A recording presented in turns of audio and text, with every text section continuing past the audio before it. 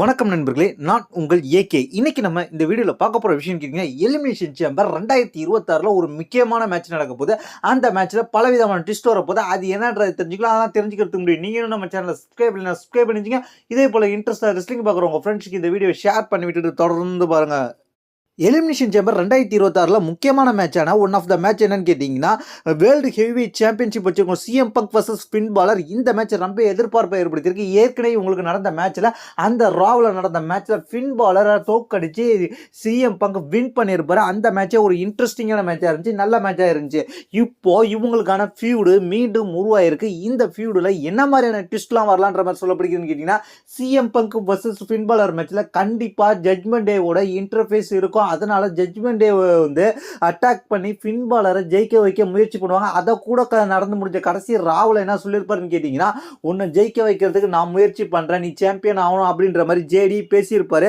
இந்த சம்பவம்லாம் ரொம்ப இன்ட்ரெஸ்டாக போயிட்டு இருந்துச்சு. இப்படிப்பட்ட சூழ்நிலை என்ன நடக்க போகுதுன்னு கேட்டிங்கன்னா, ஜட்மெண்ட் டே உள்ளேயும் இருந்து சப்போர்ட் வரப்போகுது. அது மட்டும் இல்லாமல் இந்த நேரத்தில் ஃபின் பாலர் தன்னோட இன்னொரு கேரக்டரை கொண்டு வரலாம் அப்படின்ற மாதிரி ஒரு ரூமர் போயிட்டு இருக்கு.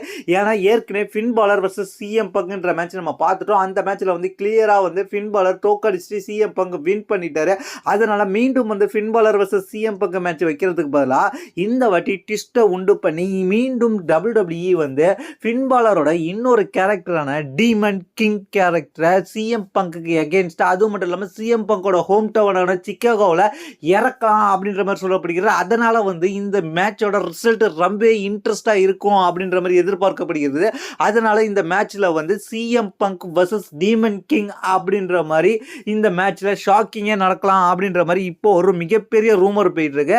இது மட்டும் இல்லாம இந்த மேட்ச், இந்த சிஎம் பங்க் வர்சஸ் ஃபின் பாலர்ன்ற மேட்ச் டீமன் கிங்கா மாறினாலும் இந்த மேட்ச் முடிஞ்சதுக்கு அப்புறம் என்ன நடக்கும்னு கேட்டீங்கன்னா, ரோமன் ரிங்ஸ் எலிமினேஷன் சேம்பர்ல வந்து தன்னோட அதுல ஜெயிக்கிறவங்கள சேலஞ்ச் பண்ணலாம். ஏற்கனவே வந்து ரோமன் ரிங்ஸ் வந்து வேர்ல்டு ஹெவிவெயிட் சாம்பியன்ஷிப்பை நோக்கி போறது உறுதியாயிருச்சு.